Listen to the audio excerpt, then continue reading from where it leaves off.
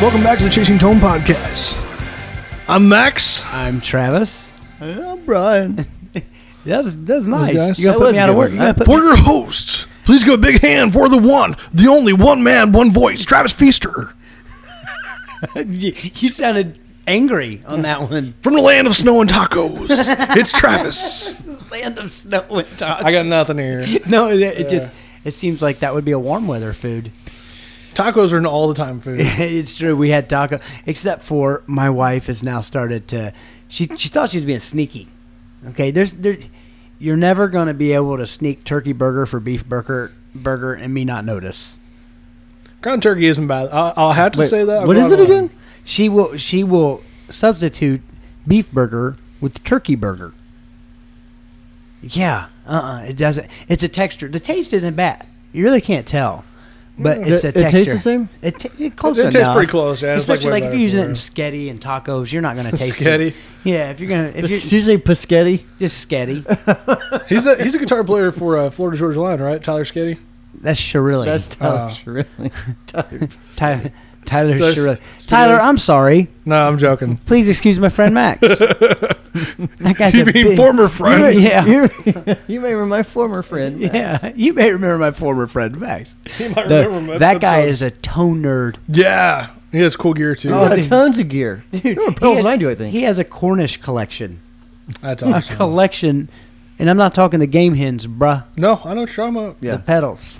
Yeah, the He- buffered bypass He wins guy. the gear game. He does. Yeah, he pretty much wins. He started Yeah. guitar techs for Queen. Brian May. What's that? He was Brian May's guitar tech forever. Tyler was? Tyler was? No, Cornish. Oh, Pete Cornish. Okay, I was like, what? For cereal? No, for Okay. I was like, I'm gonna have to text him and ask him about that. Be like, dude, why didn't you tell me this? jerk. You can't keep like that from me. Okay, so let's get to the topic, right?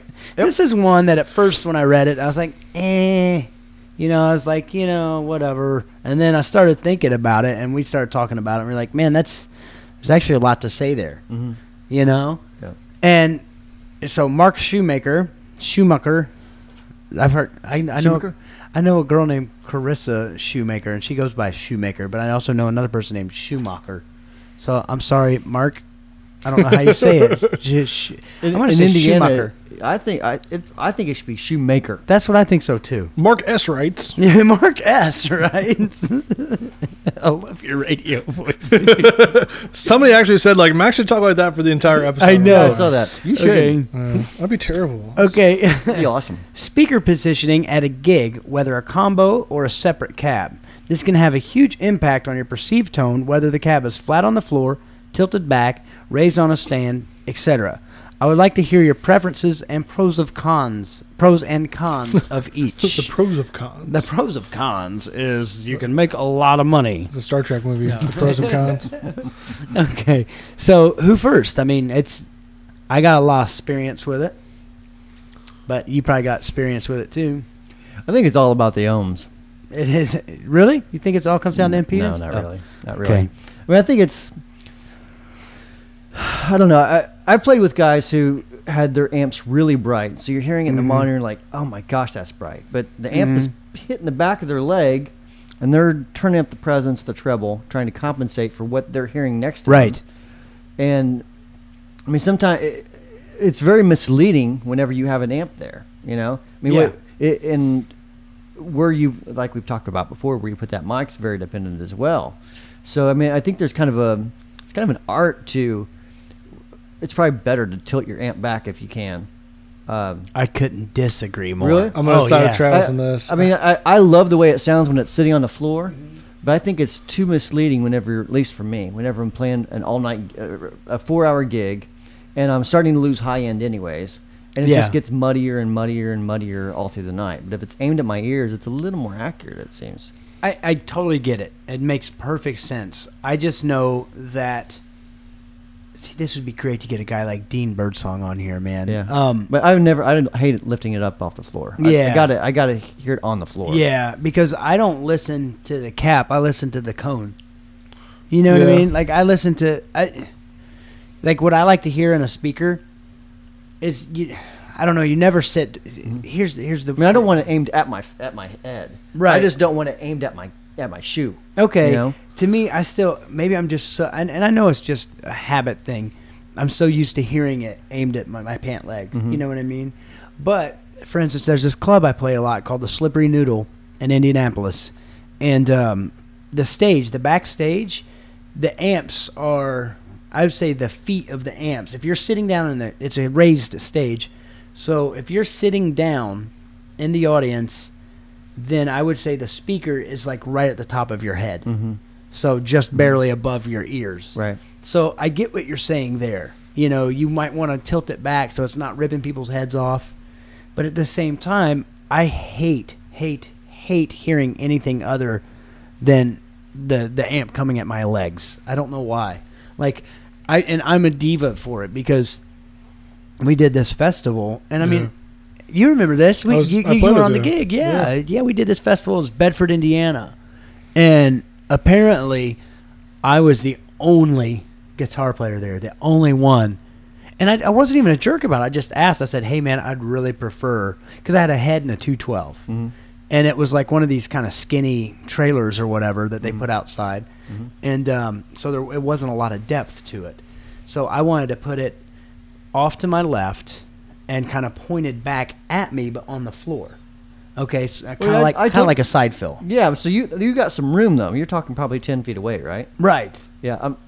I guess when I'm saying that, I'm talking about the normal VFW stage is probably about 5 foot wide, and it's literally up against my calf. Yeah. And I'm not hearing anything but the low end frequencies of the stage rumbling. I don't know if I'm not trying to. This is gonna sound arrogant, but I don't know if I do a lot of gigs like that. Right. Yeah. You know do what I mean? A lot of bigger gigs than. I do a couple. I like a really, really long chord. I actually go out in the audience to see what it sounds like. I don't care if it's what it sounds like on stage. I go wireless. I do. I'm wireless. Someone asked that on YouTube actually, if you prefer wireless or both you guys actually. Here's Your the wireless thing. unit's pretty cool. Yeah, my wireless is great, and it's the cheapest one that this company makes. It's the G30 from Line 6. You get what you pay for in the receiver pack, though. The battery wants to fall out of it. The hook never stays on your strap. But I have a strap that I've basically just designated to that system, and it fits on there, so I'm fine there. But it's got that cable length simulator on it, and it sounds real, man. The problem is, though, is it can sound like a buffered guitar signal, so it sounds brighter. But to me, it's all about the gig. For instance, if I want the truest tone, I'm probably going to go a cable. Yeah. But if I'm selling a party and not the music, I'm going to go wireless. Because sometimes when you do a gig, like if I get a call for a country gig, do you really think the 25 to 35-year-old women out there dancing care what my guitar tone sounds like? No, they want to see you having fun on stage. You know what I mean? I like to put my high tops on top of the monitor. You know? What's a high top? It's like Chelsea boots, only sneaker version. Gotcha. Yeah. Like that? I like that. Then I like to run out, just on my guitar solos, I just run out through the audience of the VFW, Yeah. And so all the older folks are like, what's that boy running around for? Running around with his guitar. But no, so a gig like that, I mean, I could see tilting it back towards you, but the thought, the notion of even seeing an amplifier stand. I walked in on a gig one time. You know what? It was a small stage. It was the same festival the year later got rained out. So they moved it to this inside building, and it was a real small stage. And I had, 50-watt head and a 212 cab, and it was a small stage. And I saw somebody else had a Blues Junior up there. So I was like, can I use that Blues Junior? And it was on an amp stand. Oh, dude, I had to get it off there. Oh, my gosh. The thought of using an amp with an amp stand, it's so unnatural. I mean, think about it. Who practices with an amp that close to their head? There's a lot of people who use amp stands, though. I've played with a lot of them. Around those people are wrong. Central Indiana. They're wrong. They are hash brown wrong. I mean, there's guys that I know you guys know that use amp stands. Really? Yeah. Then let me know. I'll call them. No names shall be mentioned. Tell them they're wrong. Yeah. Well, if it's Steve, I'll tell him right now, you're wrong, Steve. No. Stupid Steve. Yeah. But no, so I guess I did a gig that way, but I immediately put, and another thing too is, oh man, what do you guys think of having guitar come back through stage monitors? What do you think of that? Don't like it. I've had it both ways. I've had really good monitors where it sounds good, and then I've had really like bad monitors, no names mentioned. Man. It sounds absolutely terrible. I've played, and it's gonna sound arrogant, but I've played in front of 20 people, and I've played in front of 10,000 people, and never have I had a monitor mix of my guitar sound good. Really? Not as, because I mean, here's the thing. Like I always say, guitar players are so stupid. But like, we spend all this money on all our gear, all our effects, and when it comes down to it, okay, a great amp guy here and locally, his name's Kevin Silva. Unbelievable amp tech, builds amps, da-da-da-da. And he told me, and it really got me thinking, that the two things that really change the sound of your amplifier more than anything are, number one, the output transformer, and number two, the speaker. So while we're talking about speakers, we don't just most of the time, guys like us who are really into gear, we don't haphazardly just say, whatever speaker's in it. No. You know what I mean? I've got a stack full of speakers. Exactly. Nope. Exactly. Nope. So Yeah, like, that's one. or how many times on this show have we been like, you know, it's a really good amp, the Deluxe Reverb reissue, if you change the speaker. You know, how many times have we said stuff like that? Right. So we take so much time and pride and energy into picking the perfect speaker for our tone. Okay, and then we've talked about mic technique, which, by the way, there's a great video on YouTube of you demonstrating mic positioning.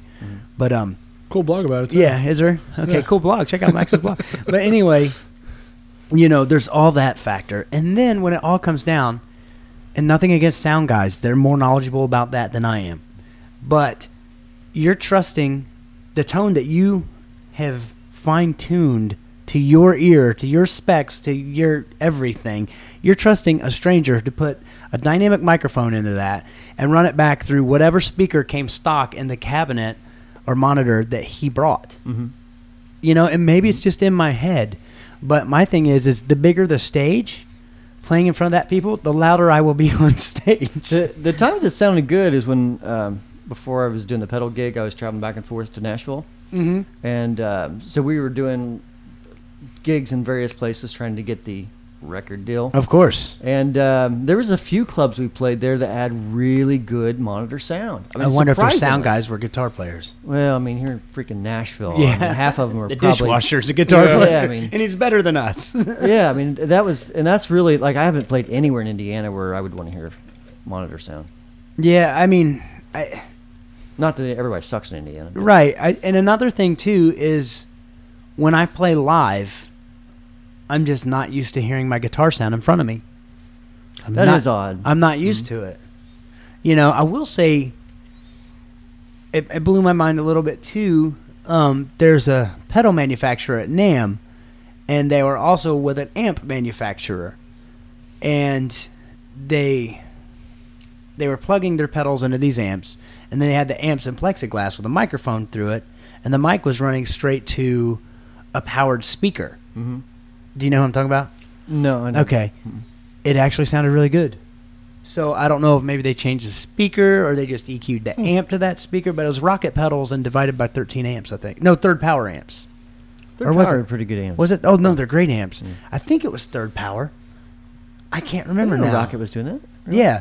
They were running their pedals into an amp that was behind plexi, and then it was fed out to a powered monitor. And Really? it actually sounded really good because I didn't even notice it. So maybe maybe it's just the placement, you know? Maybe it's just I'm not used to hearing guitar in front of me and I hate it. You know? I hate guitar too. So I hate it in front of me. So, I mean, have you ever had any good experiences with guitar through the monitors? Nope. Flat on the floor. Combo Yeah. amp, 410s. What about in-ears? Never tried them. I've never tried them, yeah. Never tried Never them. had a need to. I should. All the gigs I play, I really don't need in-ears, and the guys that play the same gigs as me that use in-ears are stupid. I'm trying to I've censor never it done there. gigs where I've needed in-ears. I've done gigs to where the bands before me and after me are doing in-ears. Sure. But maybe if I was the headliner. Sure. You know what I mean? Like, if I was a headliner and like, for instance, when we did the gigs with Daughtry would have, he had the same mix through everything. Mm-hmm. Every night, same mix, same everything. He just put them on, knew exactly what he's going to hear. So that'd be pretty sweet. Sure. And I know, like, if I wear earplug, I can sing better because I can hear myself better. Oh, can you really? You know what I mean? That throws me all off. Oh, no. See, like, I hear myself perfect. So I could see, like, the benefit of that. I'd have, like, one in and one out or something. Yeah. So what do you think of in-ears? Well, whenever I play the Moose Club, it's pretty beneficial to have in-ear monitors because you got to get everything just right for that bartender.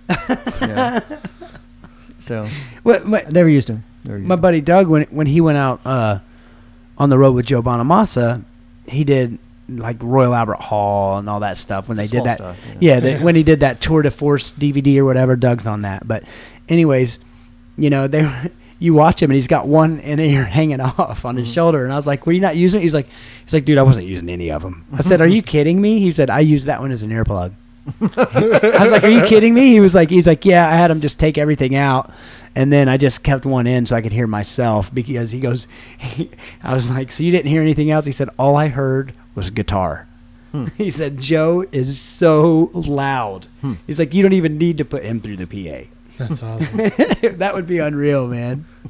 But I was talking to Derek Williams from the Jake Owen Band, and I said, "Dude, I don't even need to fret your guitar, but next time I come see you, can you just crank that thing on 10 and just let me with my right hand hit a chord?"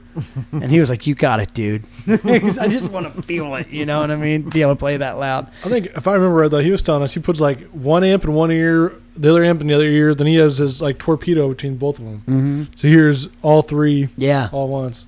Yeah, that's nerd level 10,000. I know.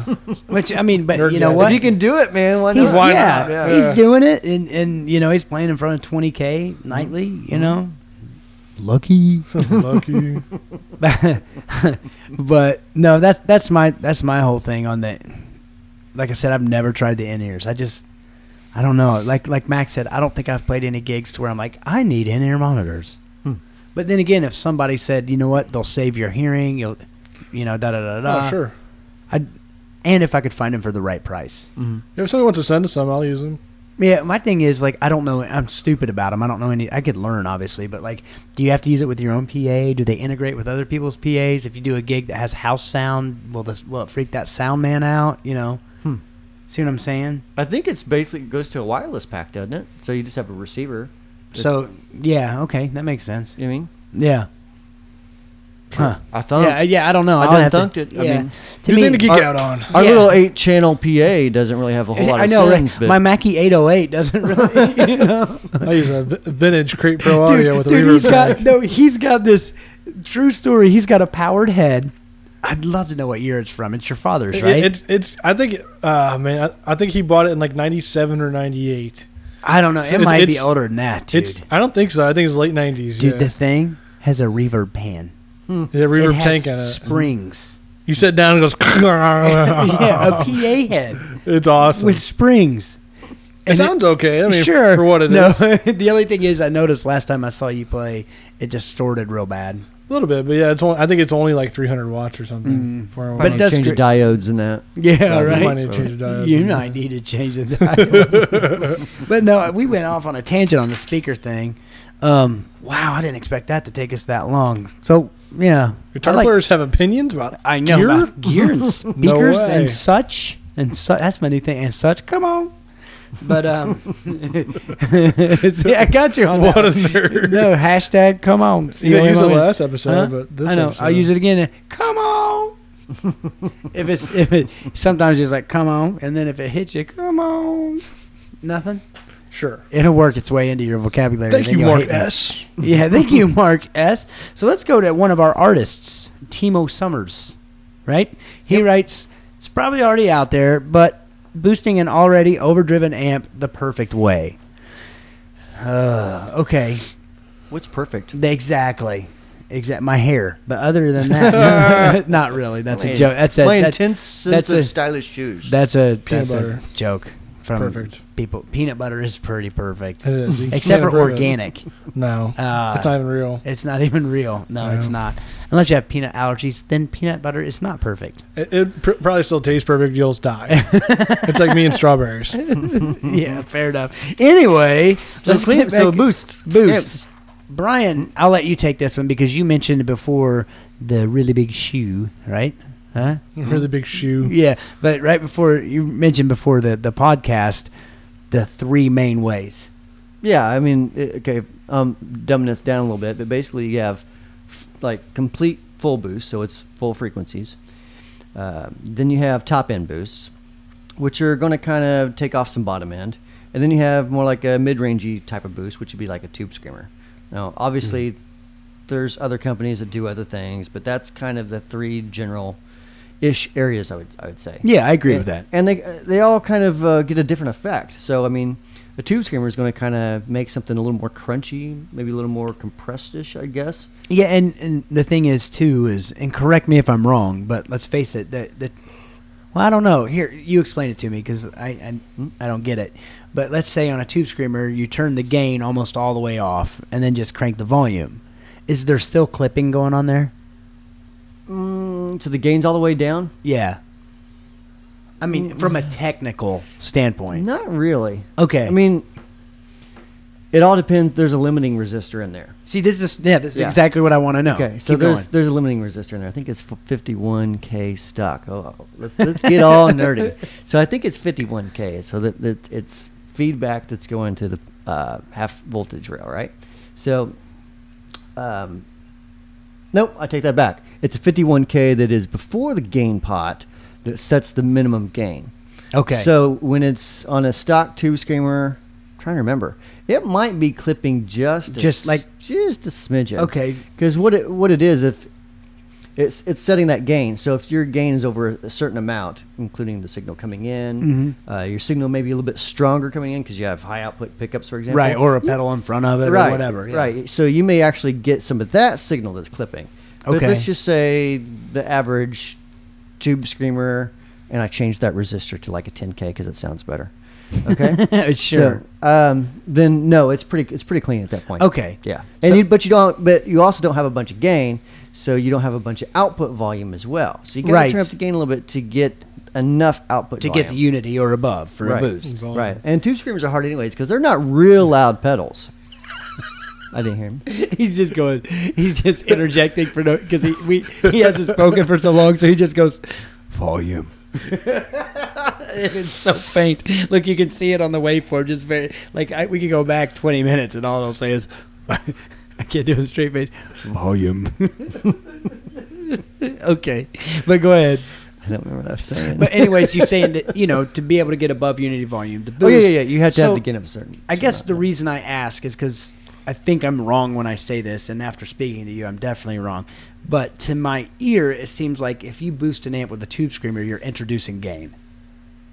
Gain or clipping. I'm sorry, clipping. You can be depending where maybe your gain is set. maybe it is for what I'm doing to get above unity volume, or maybe it's just with the tube screamer style pedals that I'm playing. So But- let's take the dual fusion for example. Mhm. That left channel is tube screamerish, right? Right. So, but I've also changed it where I added an inverting stage at the end of it, which boosts volume up and flips the phase a little bit. So you actually can get more volume than a standard tube. Right. screamer Yeah. type of Notice it's way louder. It's Yeah, way way. louder, way gainier, way Yeah. darker. Yeah. So, but you can turn that gain all the way down and get more output volume than you would from without a- clipping. Right. Okay. Without, yeah. So I guess I'm using a Telecaster and it's not. Yeah. high output, right? Because I guess where I was going with that is the reason I think like a full frequency boost, like our decibel versus something like our Clarksdale, which is a tube screamer ish pedal, and but anyways, I think maybe it is just the frequency that I'm hearing that changes everything. But I swear I can hear some type of clipping in there that tightens up that signal, or is it tightening up from a frequency standpoint? Well, you could be hearing some clipping. Are you saying your gain's all the way down? Yeah. I'd have to measure it, Okay. to be honest with you. Okay. I would probably tend to say it's probably not clipping as much, and what you may be hearing is the mid-range frequency boosting. Right, that's and what I was wondering. Also getting cut, and then the Right. highs getting cut, and then the mid's getting boosted again with the tone control. Because that's what a lot of people forget, too, is sometimes what you're hearing isn't what you're hearing. It's the perception of what you're hearing. I know that sounds stupid, but for instance, like I was talking to another builder about Univibe style circuits, and I told him, I said, the thing you need to do on this is you need to add some type of bass control, albeit a switch or a knob, because the perception is whenever you kick on a Univibe style pedal, is that it's losing bass. And you're not losing bass. It's just the nature of the circuit. Yeah, the phase. So it's not going to add bass. It's just going to cut it, is what it sounds like. Well, it could go both ways, depending on what you do with phase. If you boost volume and cut phases off in certain ways, you can get the appearance or the perception of bass boosting when it's actually not really boosting. It's boosting everything and cutting some. Right, exactly. I know what you mean. But I guess what I'm saying is a lot of people need to be mindful that sometimes you're just hearing your perception. You're not. Yeah. That's why I asked about the clipping, because to me, my perception is that I'm getting clipping, but I'm actually not, and that's mind-boggling. Right? Sure. I mean, for example, on a tube screamer, with the caps and the circuit in general, you can make it where it doesn't ever cut bass, but it only boost mids and treble frequencies. Okay. And to your ear, you're still going to think it's a pedal that cuts bass. Right. Because it's not cut. It's just raising everything else up. Exactly. Exactly. So, and that always blows my mind a little bit too, because I mean, now that I'm kind of quote unquote in the industry and I get a chance to play a lot of other people's stuff, that like I totally notice that stuff about like, for instance, anything that has an active EQ in it, you can hear it now. You're like, oh, okay, yeah, it's cutting and adding, and a lot of times it's just a cut. Right. So, which I mean, both have their places. Yeah. I mean, sometimes you want a cut, sometimes you don't want a cut. Yeah. Now, one thing I have no experience with is the Range Master or treble booster. I've used them before, but never really liked them. They're good for certain things. I know, like Brian May used one on the box. I'm not a big fan of it. Here we go. Let the comments flood in. I don't see the big fuss about Brian May's tone. I'm sorry. It's unique. Somewhere Jason Wilding just had a stroke. Yeah. No, I mean, don't get me wrong. Now, the one thing I will say about Brian May is the guy came up with some of the most iconic guitar parts in rock and roll history, and you could argue that if his tone was different, that they wouldn't have had as much effect. I get that. But what about Boston? Tom Schultz? Yeah. But I mean, here's the thing with back to the Brian May thing. Yep. I would never want that guitar tone. Let me say it that way. So you can't argue that, because that's just my personal. I would never choose that guitar tone, but it's cool, I guess. But yeah, as far as me ever wanting to like dial that in, nah. I mean, top boosts are handy. Like if you have an amp that, as you turn, like for example, some Fenders, as you turn it up, sometimes the bottom end gets flubby. If you hit it with the top end boost, sometimes it actually gets a really cool crunch to it. Yeah, see, I could use it to like. My thing is I like. When I boost something, I like how it either gets one of two things happens. Either it tightens up a little bit, which would be a mid-range boost, or it gets fuzzy, which is a full frequency boost. You know, I love boosting a drive pedal with a boost, man. Just a full frequency boost. It turns it into like just awesome fuzz. Yeah, you know, without all the other weird things. Exactly. Fuzzes, yeah. Do you ever use any treble boosters? No, there's too much trouble. They're too. You have been sitting on that. Yeah, they're too much treble. Too much trouble. No, I never really use one. You just use tubies, right? Tube screamers. I had a Texas Range Master for about 5 or 6 months, and just couldn't ever do anything with it, so I sold it. Yeah. They're great for some rigs, just for my amp and my guitar. Is Steve Ray Vaughan using one or something, right? No, he never used a Texas Range Master. Warren Haynes used one for a long time. Yeah. Because Cesar Diaz, he's the one that does the big one, right? Yeah. And he was Steve Ray Vaughan's guy, right? Yep, for a while. Okay. Yep. I love his salad. Diaz. Caesar. Oh, Caesar. Dude, I'm sure I've told you this before, but I just want to throw it back out there. You know what my rap name would be? Little Seizure. Little Seizure. Yeah. I can say that. I have epilepsy. I can play that card. But Little Seizure.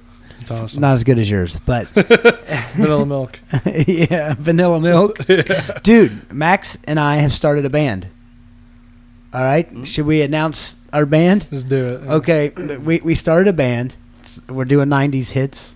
Okay, and we got two band names that we're kicking around, and we want you guys to choose our band name. All right, keep in mind it's 90s rock. 90s rock. 90s alternative rock.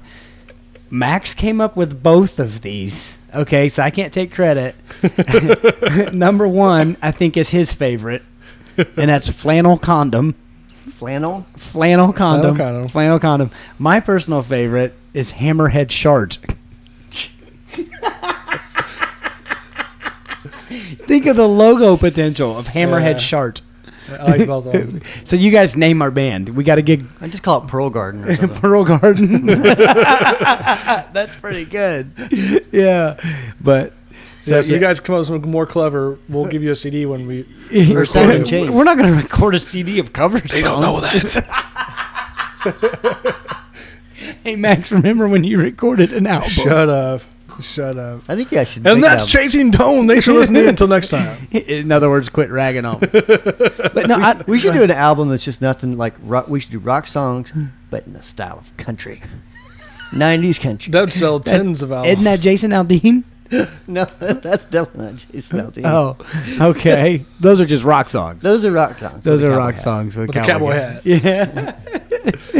But I mean, that's really all I have to add to the boost thing. You know what I mean? To me, there's no perfect way. It's just whatever you dig, man. It's like, what's the perfect overdrive? I tell people all the time, use your ears. If it sounds good and it's not popular, who cares? Yeah, right? If you're rocking it, rock it. Did you just say Barack? We went over this a couple episodes ago. If you're rocking it, then rock it. Hashtag Barack it. Oh, man. There's so many jokes Hashtag here. Barack you like a hurricane. That one is pretty good. All right, guys. Thanks for listening. Leave us a comment or suggestion or whatever on YouTube. Hit us up on Facebook, Chasing Tone Podcast. Hit us up on Insta pages, Chasing Tone Podcast. Check out Max's blog, wamplerpedals.com/blog, chasingtonepodcast.com, which is what are you doing? Get that away from me. I'm taking the Instagram videos. No. Okay. Anyways, leave us a review on iTunes. Thank you guys so very much for listening.